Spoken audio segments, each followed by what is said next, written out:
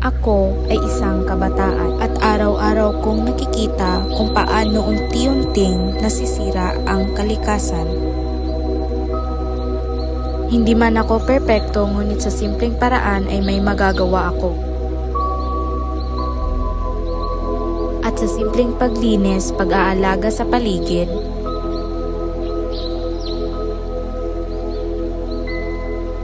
dito nagsimula ang pagbabago sa aking sarili.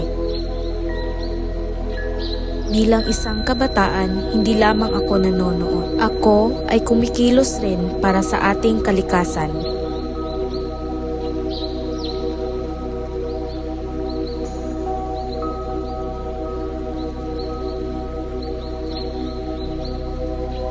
Ako ay isang kabataan, hindi lang tagamasid, kundi tagabahagi ng solusyon.